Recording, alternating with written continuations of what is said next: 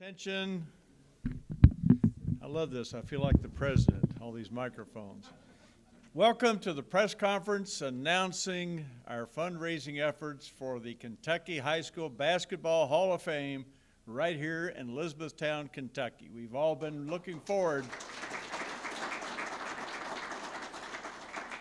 We've been looking forward to this day for a long time, and I think you're going to be excited by some of the details that we give you here today, some of the information.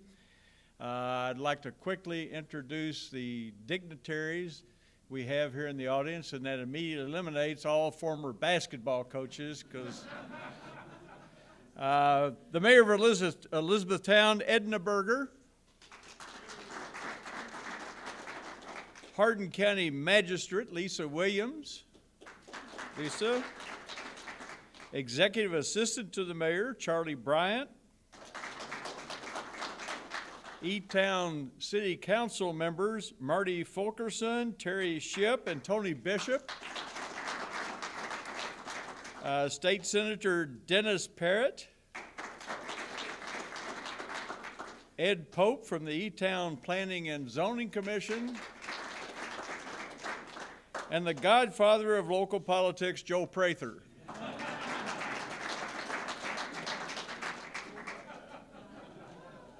Everybody gets it, doesn't it, Joe, huh? Okay, we are, I'm Billy Reed. I'm the vice chairman of the board of directors for the Kentucky High School Basketball Hall of Fame. Hard to believe that I've been working on this thing now with Ken Trivett and Ann Upchurch and others for more than, for 3.5 years now. I've been involved in it, and it's really been great to see this project develop, to see the partnership with Elizabethtown develop. And I want to just clear up one thing right now. Part of our museum project is going to be the church down there, the old church down there next to City Hall. And for all those rumors about it's full of mold and all that stuff, forget it. Not true. We've had experts, we've had the architects, we've had people go through it. The building is in fine shape, and I think when you see the drawings here in a moment, you'll get an idea of the vision that we have for it going forward. First of all, before we get to the artist renderings, I'd like to introduce a person to tell us about how we kind of got here today. He's been the driving force behind this whole thing from day one, and that's the executive director of the Kentucky Association of Basketball Coaches, Mr. Ken Trivett.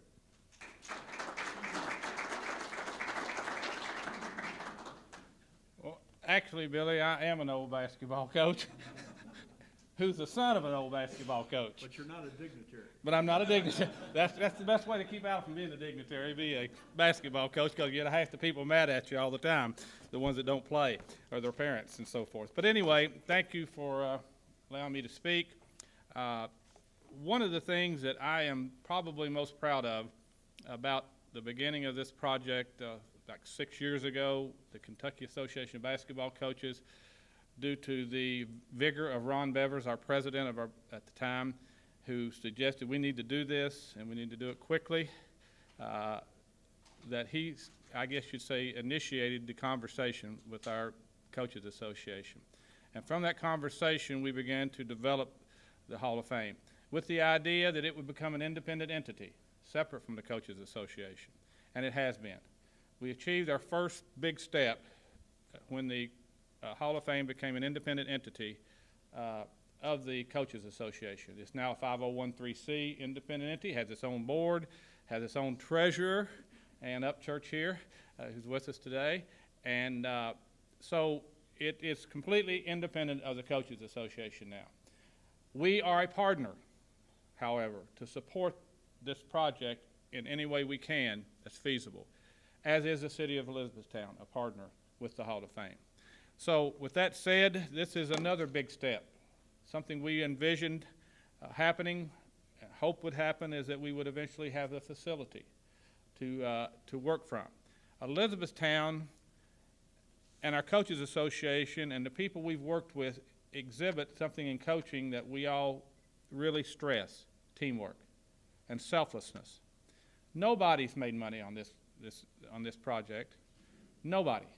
We've almost every part of our organization that's been moving forward has been from people who just love the game of basketball, wanted to see its future and its past honored, and gave of themselves tremendously.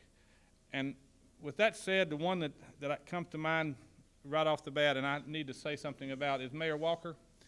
I'm from Eastern Kentucky, from Pikeville.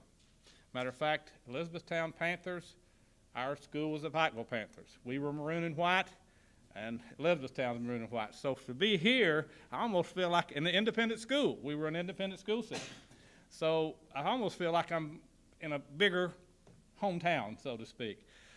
But Elizabethtown and Mayor Walker gave of himself so much to make this all happen. And being from Eastern Kentucky, we understand politics. Matter of fact, I think we invented it. But anyway, we have a very political part of the state up east. And when I came here, I found just the opposite. Mayor Walker was the most non-political person I've ever dealt with in public office. And he was such an easy man to work with, and his people that he worked with and his city council, it was a breath of fresh air for me because I had seen what bad politics can do, and I can now see what good politics can do as well. And I used to tell my political science classes that. I said, politics is an honorable profession that's made dishonorable by people who have dishonorable ambitions. So it's an honor to be here in Elizabethtown, again, working with the same people that I respect so much and the community I respect so much. With that said, the Hall of Fame and the vision of the Coaches Association is what I'm going to say, because there's a lot of people who have ideas, and all this has to be synthesized together, and we all have to get to a place we want to be that we're all comfortable with, or most all of us are comfortable with. To me, the Hall of Fame and to our Coaches Association should be about honoring the past and the culture of high school basketball, but at the same time promoting the future. It has to be something that's not in the past and it's not got any life to it. We got to bring the past to life and then add the future of the game to it at the same time. With the technology we have today, we can take and bring to life some of the great moments of high school basketball and the culture of high school basketball. So there's three parts of it that I can say. One is we have to integrate this facility into the community and to the county. It has to be something that's usable on a regular basis by the people who live here. And it also has to attract people from the outside to make them a part of your community, the tourism part of it as well. The second thing it has to do is honor our culture and history of the game, which I've already mentioned. And then the third part, it has to be evolutionary. It has to evolve and change over time. I bought an MP3 player the other day for $79 or something like that. Sony, $79. I remember about 3 years ago, they were $350. So opportunities in technology have to be applied as they become affordable to us and we can use them. Because our facility has to be efficient in its usage, and it has to be something that excites people. When you walk in there and it has to grab you, and when you leave, you have to remember it so that you go back and tell your friends, you've got to go back down there. And then when you go the second time, you see something you didn't see the first time.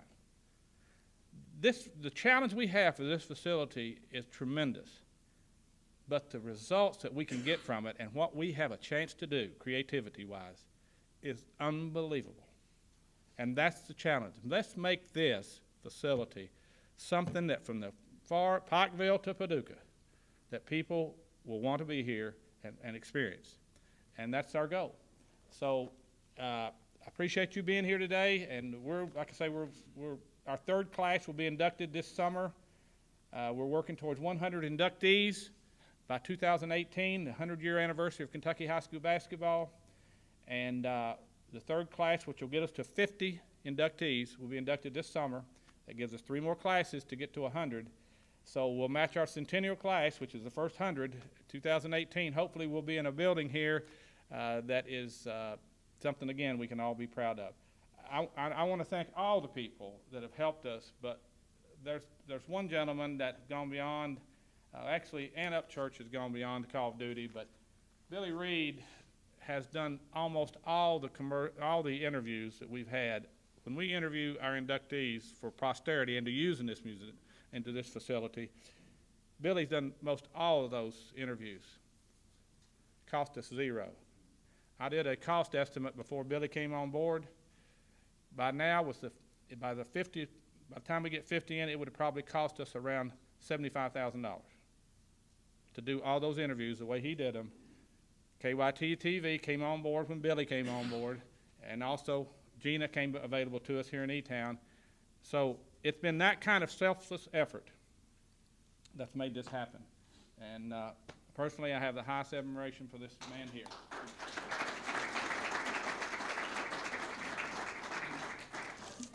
Thank you, Kenny, for telling everybody what a bad businessman I am. I was remiss earlier in not introducing the executive director of the Hardin County Tourism Bureau, I guess, Sherry Murphy. Sherry, and she's our host here today, too, Sherry. All right, here's the moment we've all been waiting for. I feel like Vanna White or whoever that.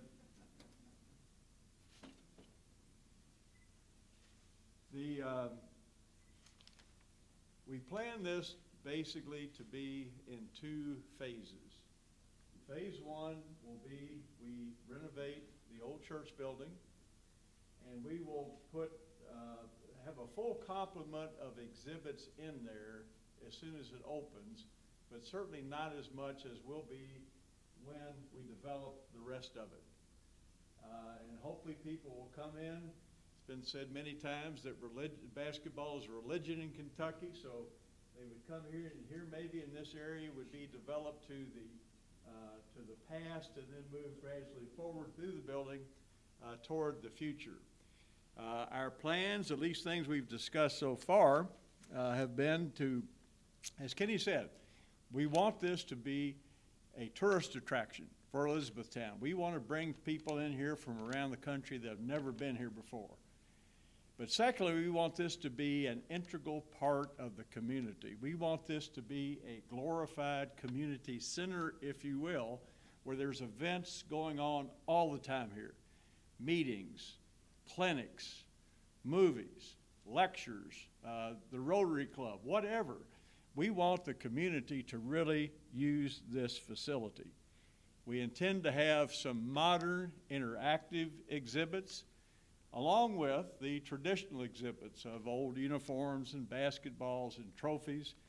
And we're going to have, we hope to have a theater in there too that might be shaped like a half court, a basketball half court with seats around it where coaches could come in and do clinics. We could have featured speakers come in. We could just have all kinds of things within that theater. Now, briefly, I would like to introduce just to say a few words, somebody who's so far been a consultant for us on this project. Excuse me. His company is based in Atlanta, Georgia. He's done these kinds of projects for several Southern Cal, U of L, UCLA. Jerry Murphy, could you come up and say a couple of words just about what you've seen and about your is Jerry here? He's not here. No. Is anybody left from that firm? No, they went back. Never mind. They took their money and ran. Never.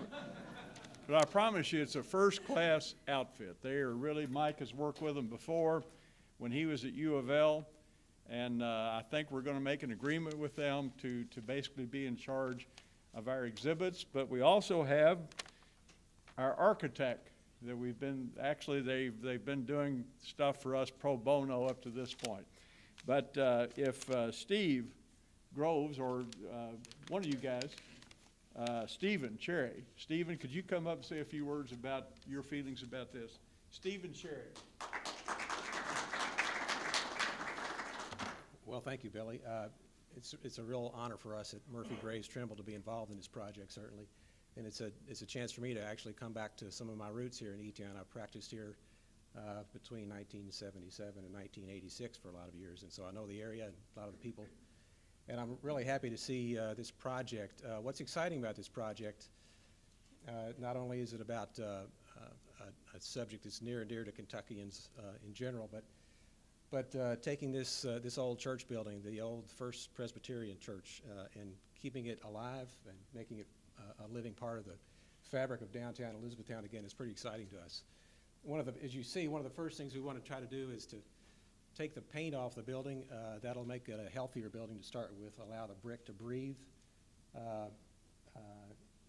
And as Billy said, that'll be phase one, renovating that building and introducing the museum displays for that to get the word out on the Hall of Fame. Future phases will involve adding on, from this point on are the additions. The central area, the main addition is the half court here with some of the theater spaces,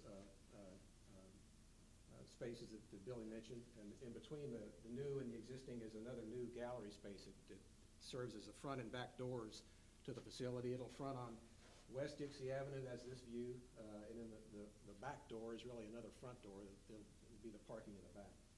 And that'll link these two spaces together. And I think it's a good image that Billy mentioned, is to look at this entire project as the tradition of Elizabethtown and the tradition of basketball in Kentucky, and then looking toward the future of high school basketball as well. So we'll be glad to answer any questions that you might have later on. Thank you, Steve.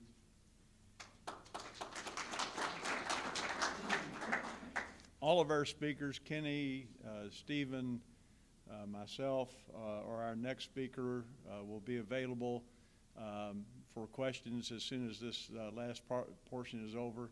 Also want to recognize, by the way, Coach Hardin McLean and his wife Marilyn for all the work that they've done for us down here. Thank you all very much. He's not a dignitary either, but because he's with you, I will recognize him. Okay, all right. And now finally, to discuss the fundraising efforts that we're engaged in already, a fellow who he's been a successful basketball coach at but a few schools, VCU in Eastern Kentucky and Kentucky Wesleyan. He became an administrator at the University of Louisville and was the primary guy in the fundraising effort for Papa John's Cardinal Stadium. Mike Polio. Mike. Thank you. Before we start, I'll introduce the staff that's doing all the work. Like any other administrator, you got to have people that actually do the work. And that's Hardin McLean, whoever was just introduced, a legend here in Elizabethtown. Steve Winkler, former basketball coach in Owensboro, and Wayne Chapman in the back, who is a former high school and college basketball coach. Even though it's a company for fundraising, our hearts are exactly where it needs to be in this building. I want to thank, by the way, all of our donors. As you can see there, those are our major donors so far. I want to thank, the one of them's here, Terry Woodward of Waxworks Video Works. Where'd Terry go? I think it was, thank you, Terry. Obviously, thank the mayor. The former mayor, rightly so, got a lot of pub, but she has continued on with that, which we appreciate. We appreciate Sherry, who absolutely laid the groundwork, because as we went out in the state, people asked us, well, what's E-Town doing? Well, there's the answer, what Elizabethtown's doing. And Lisa, thank you for the Hardin County government. And you can see we have some nice people that feel that Clem Haskins, Joe Kraft, Nicole, Seth Hancock. There are people there that are really jumping in. Our goal is to raise $100,000 a month. At the end of 3.5 months, we're at $350,000, right on goal. The good part is that we have $750,000 worth of asks out, ASKS, ask out, and we're thrilled with that, and we feel we're close on some. Some are a little more speculative, but we really feel good about this. Our goal is to have the money raised. If you can figure out $100,000 a month, we think we can do phase one starting in late 2014. So our goal is to have their money ready by late 2014. So again, we want to thank all of the governments in Elizabethtown, the Tourist Bureau, the people have stepped up. We're working with the state, thanks to our senator and your rep and your senator, I guess. And we met with the governor. Wayne Chapman got us in with the governor, and he explained to us they have no money. And as he explained to about 50 people that came through, but he did seem interested if he finds some that we would be on that list. So a lot of good things are happening, a lot of positive things. We wanted to have a quiet campaign. We wanted to have our building done. It's done in terms of what can be. We have not finished negotiation with the city, though, and we're continuing to do that. I think Friday is the Friday at 8:30. But we're both, it's a good faith effort by both of us, and we're not concerned about that at all. So we're really excited to be part of the redevelopment of downtown Elizabethtown. We want downtown Elizabethtown almost as badly as you all do, and we think we can be part of that. So again, thank all of these folks for their contribution, and hopefully the next time you come, those signs will be circling the room. Thank you very much.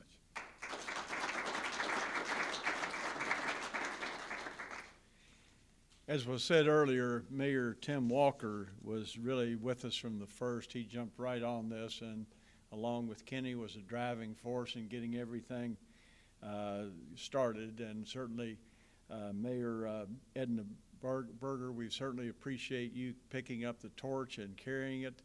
I was trying to keep you from having to do any speechifying today, but if you'd like to step up and say a few words, we'd be delighted to hear from you. I'm sure I can speak for my entire council. We're just really excited about this, as Tim was. And from the very first time, I got a phone call, probably when Kim was talking about it at the very beginning. Ron Devers called me one night at home and said, "Let me tell you about something."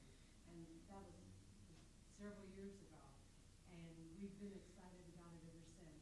And of course, I get excited every time Billy Reed comes to town. Billy Reed, come on.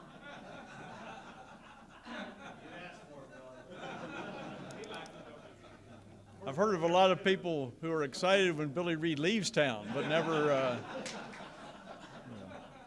But thank you, Mayor. It's been a real pleasure working with you and all your people, and we look forward to that kind of a positive relationship moving forward. Now, is there any, would you media people prefer just to go one-on-one? Let's just do that instead of, if the speakers would mind lingering, if they're available, any questions you have of anybody. And Ben, we certainly want to thank Ben here, the editor of the local newspaper, who's really been phenomenal in the way that you've covered us, Ben, and we certainly appreciate your support, and thank you. And I would be remiss if I didn't introduce my former longtime Courier-Journal colleague and Hall of Famer, Bob White. Bob. That's our program, and if you all would just linger for a few minutes, if anybody has any questions or anything you'd like to ask of anybody, please feel free to do so, and thank you so much for being with us today.